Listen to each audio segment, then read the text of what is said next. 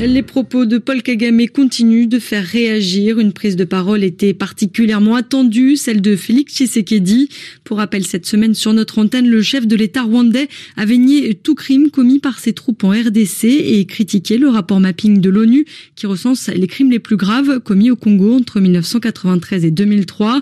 Depuis Paris hier, le chef de l'État congolais s'est exprimé face à plusieurs médias. Il a promis la justice pour les crimes recensés dans le rapport mapping, mais après le retour de la paix dans son pays.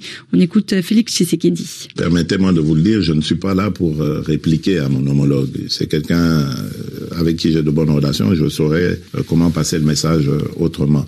Ensuite, je dirais que le rapport mapping, c'est quelque chose qui a été fait par des experts de l'ONU. C'est pas les Congolais qui l'ont fait, ce ne sont pas les Congolais qui accusent, ce sont des gens objectifs qui ont fait ce rapport. Ensuite, je dirais aussi que justice doit être faite pour toutes les victimes au Congo et ailleurs dans la région. Et donc, pour moi, ce serait plutôt une attitude positive que le président Kagame aurait de collaborer à cela. Parce que à ce stade, il n'y a pas encore de condamnation. Donc, il faut se mettre au service de la justice. Si ces gens qu'il défend sont innocents, la justice les innocentera. Quant à nous, je veux la paix pour mon peuple, mais pour les peuples voisins aussi. Demain, lorsque cette paix sera une réalité, nous allons ouvrir ces pages aussi sombres avec la justice congolaise et voir dans quelle mesure nous pourrons régler les méfaits du passé par une justice transitionnelle ou par une justice pénale, enfin.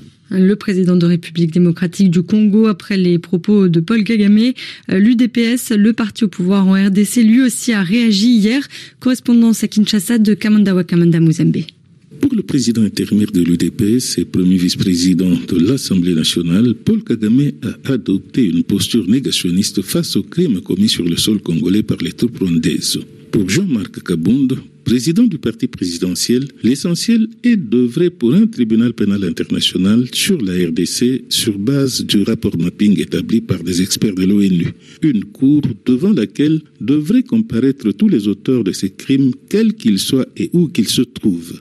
Parmi les autres voix qui se sont élevées dans l'UDPS, celle de Jacques Machabani, selon le président de la commission électorale permanente du parti présidentiel, les morts ne sont morts que lorsque les vivants les oublient. Pour lui, les victimes sont une fois de plus massacrées lorsque l'évidence est niée. C'est une injure à nos morts qui doivent obtenir réparation, insiste Jacques Machabani, pour qui ces crimes doivent être qualifiés de génocide. Kagame remue le couteau dans la plaie congolaise, constate pour sa part le quotidien kinois Le Phare. Kamanda Muzembe, Kinshasa, RFI. Toujours au sujet des propos du président rwandais, le Bureau conjoint des Nations Unies aux droits de l'homme a également rappelé hier soir la gravité des crimes recensés dans le rapport mapping, des crimes de guerre, des crimes contre l'humanité et de possibles crimes de génocide.